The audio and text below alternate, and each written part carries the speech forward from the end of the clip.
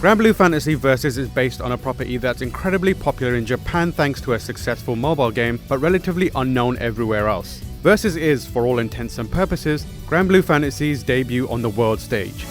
Okay, I'm all set.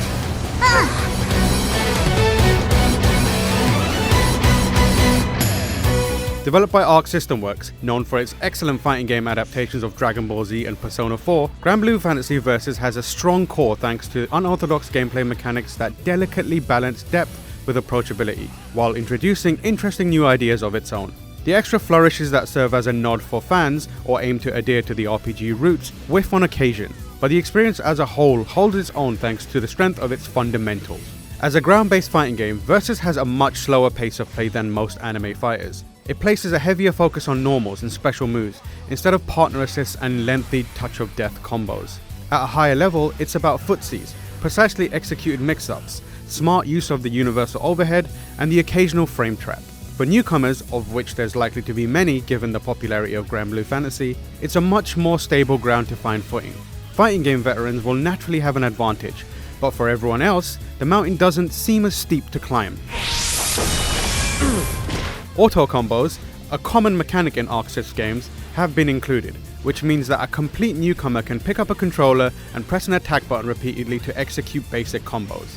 These strings of attacks are effective but limited in damage and applicability, without the addition of a special move to the string. And it's here that Granblue Fantasy Versus starts to throw in unique ideas that make for interesting moment-to-moment fighting.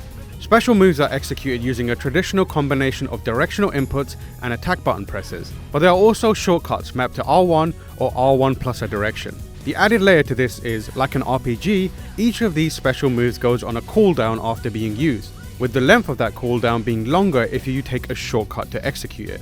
This system creates an interesting metagame that lends a degree of unpredictability to fights, especially at higher levels. In most traditional fighting games, there are certain movements that serve as tells, giving keen-eyed players some indication of what's about to happen. But that's not the case in Granblue Fantasy Versus, however, since the shortcut commands can instantly execute special moves. It sounds like a nightmare to deal with, and admittedly, it can be, but it also creates a fascinating dynamic that hasn't been explored much in the past.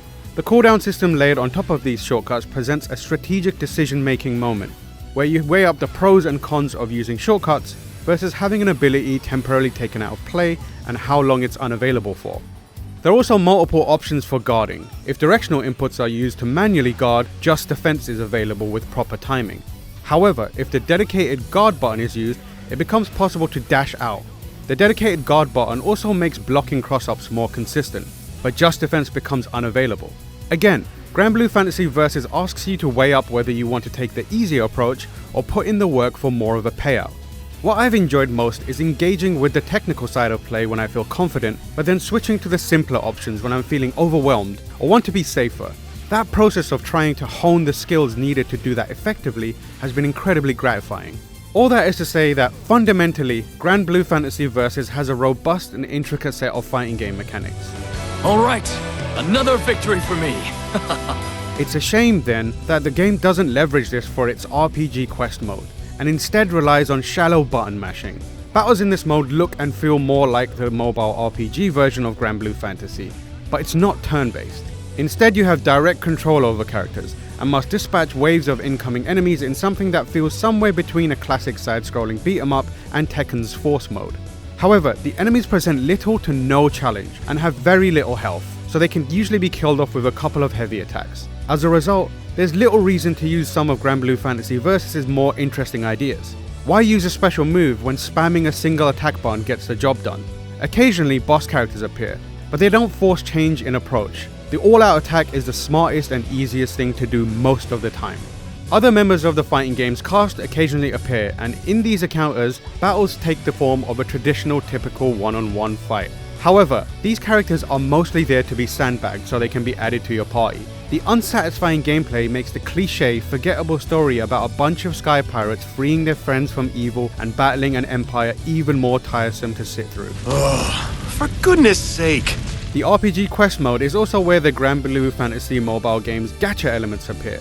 You unlock unique weapons for completing the main story quests, but you don't actually get to use any of them. Instead, they all get thrown into what is effectively a bucket, and their combined power then raises the attack attributes of your character. Enemies have elemental alignments, and using opposing ones will grant bonus damage, but manually crafting loadouts is time consuming and unnecessary when an option to automate and optimize exists. Ultimately, the gacha elements end up being a throwaway novelty instead of a valuable wrinkle to gameplay. Granblue Fantasy Versus has a comprehensive suite of training missions that cover everything from basic moves and specials to advanced combos, strategies, and specific matchups. Any and all time spent there is more valuable than in the RPG quest mode, especially since that's what will be tested when you head online. Currently, the game's servers aren't as populated as they will be post-launch, but in the time we spent playing online, the experience was generally smooth. We'll end this. Down. Granblue Fantasy Versus presents a set of systems that are distinct and unique without putting up unnecessary hurdles for those that are there just to get a hit of Granblue. Arc System Works has cleverly meshed RPG and fighting game mechanics, and the way that manifests in the core one-on-one battles is really exciting.